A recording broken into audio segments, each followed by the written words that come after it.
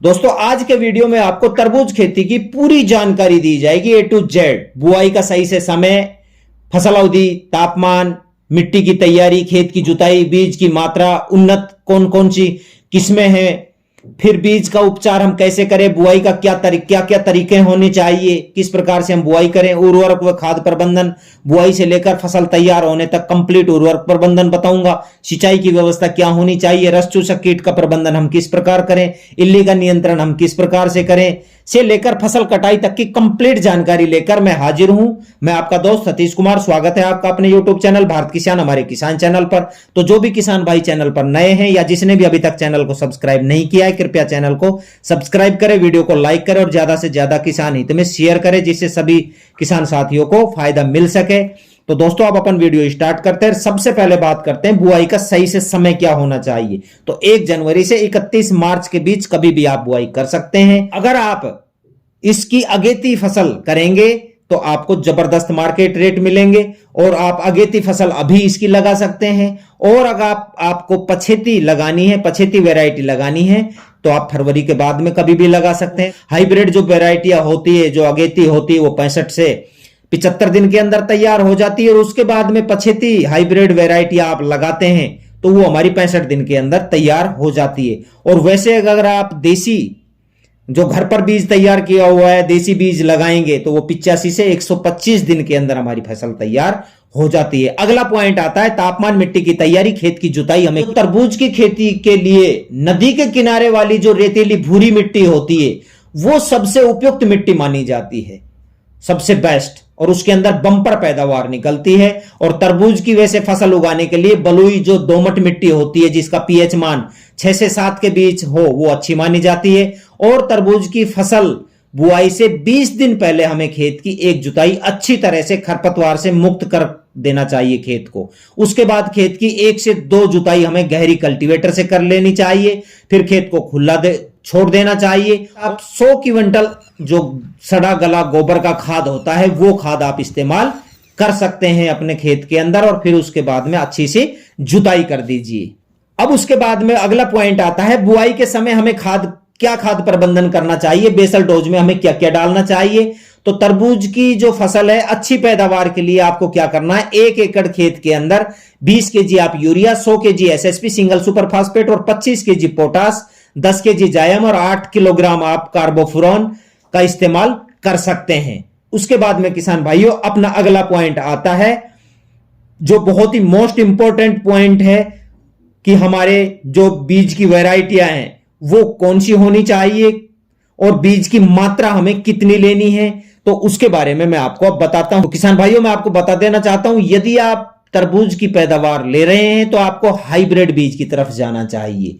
इसके अंदर आप ननहेम्स की मैक्स ले लीजिए, नामधारी की मिस्री प्लस वैरायटी आती है, बहुत शानदार होती है, इसको भी ले सकते हैं। सिंजेंटा की सुगर क्वीन आती है, इसको ले लीजिए। सागर एग्री सीड का जो सागर किंग होता है वो ले लीजिए। अंकुर सीड का सुगर क्यू होता है, उसको ले लीजिए। यदि आप हाइब्रिड बीज बोएंगे तो ज्यादा लाल होगा, छोटा तरबूज होगा और शानदार कलर के साथ में मीठा तरबूज निकलेगा। तो आप इस चीज का विशेष ध्यान रखें और आपके एरिया के हिसाब से आप बुआई कर सकते हैं। जो आपके एरिया के अंदर जो वैरायटियां ली जाती है उसको आप लेकर बो सकते हैं। अब उसके बाद में अपना अगला पॉइंट आता है हमें बीज का उपचार किस प्रकार से करना चाहिए। यदि आपने हाइब्रिड बीज लिया है तो वो पहले से ही उपचारित होते हैं, आप उनको सीधी बुआई कर सकते हैं। अगर आपने घर पर तैयार किया है, देसी बीज की बुआई आप कर रहे हैं, तो आप कार्बेंडिजम 2 ग्राम प्लस थीरम 2 ग्राम प्रति केजी बीज की दर के हिसाब से आप बीज को उपचारित कर लीजिए और फिर आप बीज को अपने खेत के अंदर लगाइए। और उसके बाद में अब अपना अगला पॉइंट आता है, जैसे उन्नत किस्में हैं, जितना मोस्ट इंपॉर्टेंट है उतना ही ये इंपॉर्टेंट है कि बुआई का तरीका हमारा क्या क्या होना चाहिए। किसान तो आप खुले मैदान के अंदर बो सकते हैं, या आप बेड बनाकर बेड के ऊपर लगा सकते हैं, या आप खेत के अंदर नाली बनाकर भी आप तरबूज की खेती जो है कर सकते हैं।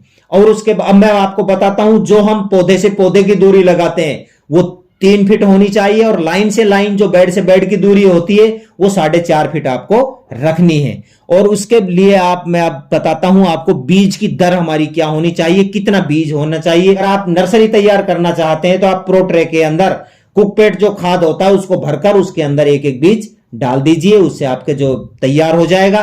और अगर आप नर्सरी तैयार करके लगाना चाहते हैं तो 1 एकड़ खेत के अंदर 4000 से 5000 पौधे हमारे चाहिए। यदि आप बीज बोना चाहते हैं सीधा खेत के अंदर तो आप प्रति एकड़ के हिसाब से 150 से 200 ग्राम बीज हमारा पर्याप्त मात्रा के अंदर रहता है, और 1 हेक्टेयर के अंदर 500 से 600 ग्राम बीज पर्याप्त मात्रा में रहता है। यदि आप घर पे तैयार किया हुआ देसी बीज लगा रहे हैं पर एकड़ के हिसाब से आपको 500 से 600 ग्राम बीज लेना पड़ेगा। अब मैं आपको किसान भाइयों बात करता हूं, आप मल्चिंग ड्रिप सिस्टम से भी लगा सकते हैं। मल्चिंग ड्रिप सिस्टम बिछा दीजिए। ये ड्रिप सिस्टम देखो किस प्रकार से बिछा रखे हैं, पहले ड्रिप सिस्टम लगा दीजिए उनके ऊपर, फिर ऊपर मल्चिंग बिछा दीजिए, फिर उनके अंदर बीज लगाइए। और अगर आप डायरेक्ट बीज लगा रहे हैं तो 2-2 बीज लगाने की कोशिश करें, जिससे जो हमारा स्वस्थ बीज हो उसको पौधे को रख ले और हल्के पौधे को फिर बाद में निकाल देना चाहिए, उसके लिए ज्यादा बीज की जरूरत पड़ेगी। तो मल्चिंग ड्रिप सिस्टम से आप लगाएंगे तो शानदार पैदावार होगी, बहुत ही अच्छी पैदावार होगी। देखो ये किस प्रकार से खेत के अंदर मल्चिंग ड्रिप सिस्टम से तरबूज लगा रखे हैं और कितनी बंपर पैदावार आप देख रहे हैं। तो उसके बाद में आप नालियां बनाकर भी अपने खेत के अंदर पैदावार ले सकते हैं। अब किसान भाइयों अगला पॉइंट आता है, सिंचाई की व्यवस्था हमारी क्या होनी चाहिए। या तो आप पहले पलेवा करके खेत के अंदर बुआई कर सकते हैं, 7 से 8 दिन पहले पलेवा कर दीजिए, या आप फसल की बुआई करके तुरंत बाद उसकी सिंचाई कर दीजिए। फिर उसके बाद में बीज रोपण के 4 से 5 दिन बाद वापस सिंचाई कर दीजिए, जिससे हमारा बीज का अंकुरण अच्छा हो सके और पौधे की अच्छी ग्रोथ हो सके। पौधे की वृद्धि के लिए आपको मिट्टी के अंदर नमी जो है रखने के लिए 6 से 8 दिन के अंतराल पर आप सिंचाई करते रहें। और फसल में मैं आपको बताऊं, फूल आने पर और फल की वृद्धि के समय आपको भूमि के अंदर नमी कम नहीं होने देनी है, नमी बनाए रखना है। और फल पकने के समय आपको सिंचाई नहीं करनी है, क्योंकि इससे हमारे जो फसल होती है, तरबूज होते हैं, वो फट जाएंगे। तो ऐसा काम हमें नहीं करना है।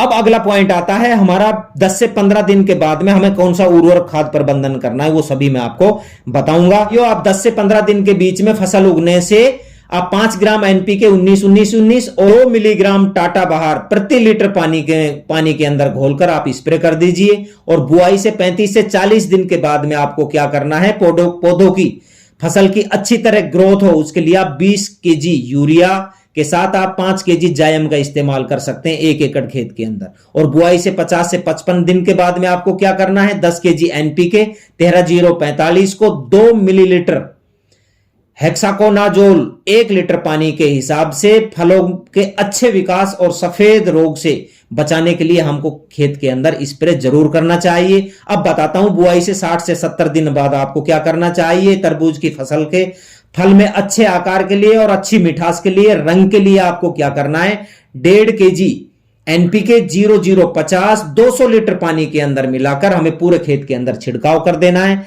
और फिर आप देखना किस प्रकार से आपके तरबूज की पैदावार होती है। तो ये जानकारी मैं आज आपके लिए लेकर आया था।